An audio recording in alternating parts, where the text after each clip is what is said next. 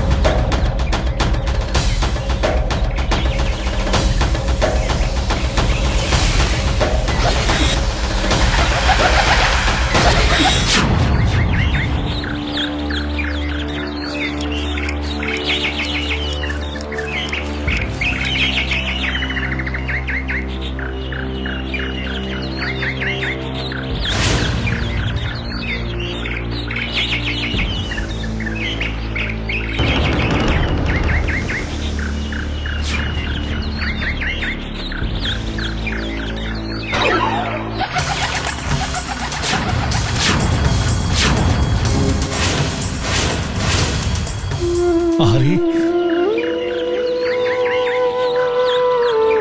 কোন দুরাচারী এ কাজ করলো? প্রকৃতি কত যত্ন নিয়ে এই দুটিকে সৃষ্টি করেছে। কোন নরাধমের এত সাহস হয় যে প্রকৃতির এই ইচ্ছার বিরুদ্ধে গিয়ে এমন দুটো প্রাণীকে জোর করে আলাদা করে দেয়? এই বিরহী কান্না দেখে কোন পাষণ্ডের আনন্দ হয়? পাপিষ্ঠ, তাহলে তুই এই দুষ্কর্ম করেছিস? কি পেলি? কি পেলি? এইভাবে একটা যুগলকে আজন্মের মতো আলাদা করে দিয়ে তুই কি পেলি বল? অপরাধ নেবেন না মুনিবর, বন্য প্রাণী শিকার করাই তো নিষাদদের ধর্ম। কি অসহায় নিরীহ প্রাণীকে এভাবে হত্যা করা ধর্ম? তুমি নিজের পাপ কাজকে ধর্মের নাম দিতে চাইছো? ঠিক আছে, ঠিক আছে, নিরীহ প্রাণীকে এভাবে মেরে ফেলাটাই যদি নিষাদের ধর্ম হয়, তাহলে আজ আমি অভিশাপ দিচ্ছি, নিষাদরা কোনো দিন সমাজে উচ্চ পদমর্যাদা লাভ করতে পারবে না। মা নিষাদ প্রতিষ্ঠান তমোগম শাশ্বতি সমহ যদ ক্রৌঞ্চ মিথুনাদেকমবধি কামমহীতম।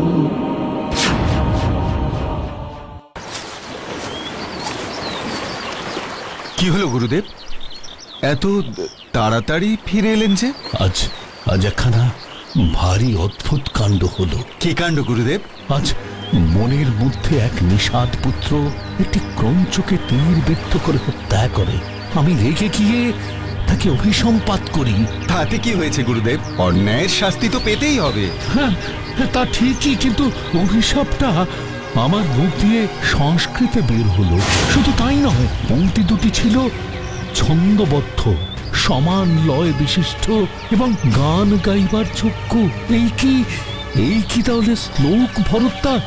পরবর্তীকালে এই কি তবে শ্লোক রূপে পরিচিত হবে? আমার বিচার বুদ্ধিতে তো তাই মনে হচ্ছে গুরুদেব। একেই বোধহয় শ্লোক বলে।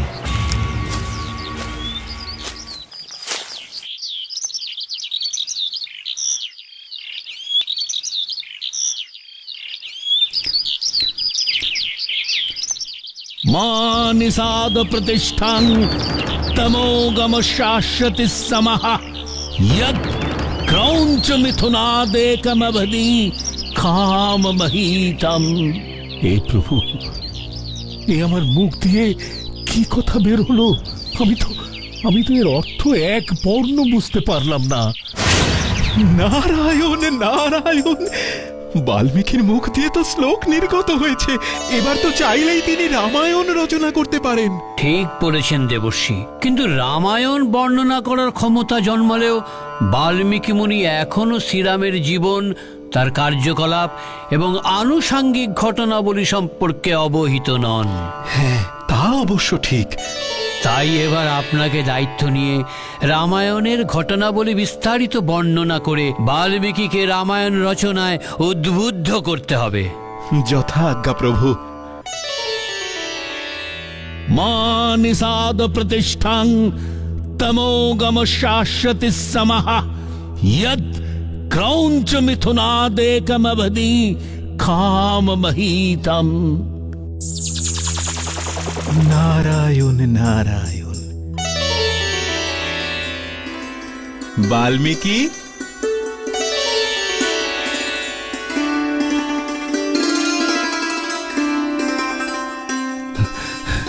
দেবর্ষি নারদ, আপনি আমার দরজায়? নারায়ণ নারায়ণ।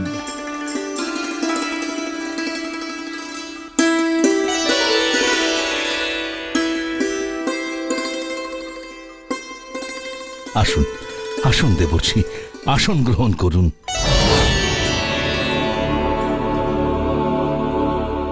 প্রভুর আদেশ, আমায় রামের মাহাত্ম্য শ্লোকের মাধ্যমে প্রচার করতে হবে, কিন্তু আমি সে কাজ কিভাবে করব সেটাই তো বুঝতে পারছি না। তার উপর আজ সকালে সংস্কৃতে আমার মুখ দিয়ে দুটি ছন্দবদ্ধ সমলয় বিশিষ্ট পংক্তি নির্গত হয়েছে, যার অর্থ পর্যন্ত আমি জানি না। একে কি শ্লোক বলে দেবর্ষি? হ্যাঁ বাল্মীকি, একেই শ্লোক বলে। আর ঠিক এমনি ভাবেই একের পর এক শ্লোক লিখে তুমি রামায়ণ রচনা করবে, আর সেই রামায়ণের কাহিনী আজ আমি তোমাকে বলবো। আমি শুনতে অত্যন্ত আগ্রহী প্রভু। শোনো তবে। সূর্যবংশীয় রাজা দশরথের কোলে স্বয়ং শ্রী বিষ্ণু রাম নামে জন্ম নেন। রাবণকে বধ করার জন্যই তিনি ধরাধামে মানব অবতার হিসেবে আবির্ভূত হন। এই হলো শ্রীরামের আখ্যান। এই কাহিনী শুনে আমি মুগ্ধ দেবর্ষি, কিন্তু আমি কি করে এর বর্ণনা লিখতে পারবো যদি ভুল লিখে ফেলি? না না বাল্মীকি, ভুল হবার কোনো সুযোগই নেই। তুমি শ্লোকের মাধ্যমে যা লিখবে তাই অক্ষরে অক্ষরে সত্যি হবে। আমার মুখে তুমি যা যা ঘটনা শুনলে সেগুলো সুন্দর করে সাজিয়ে লেখো। আর যেসব ঘটনা তুমি এখনো জানো না সেগুলো তুমি লিখতে লিখতে আপনিই জানতে পারবে। একটা কথা মনে রেখো, যতদিন পৃথিবীতে পাহাড়, নদী, আকাশ, গিরিখাত রয়েছে ততদিন রামায়ণের গল্প লোকের মুখে মুখে ঘুরবে। আর যতদিন পৃথিবীতে রামায়ণ থাকবে ততদিন তোমার নামও মানুষের মনে সর্বদা জ্বলজ্বল করবে। আমায় আশীর্বাদ করুন, যাতে আমি আপনাদের দেওয়া দায়িত্ব সুষ্ঠুভাবে পালন করতে পারি। নারায়ণ নারায়ণ।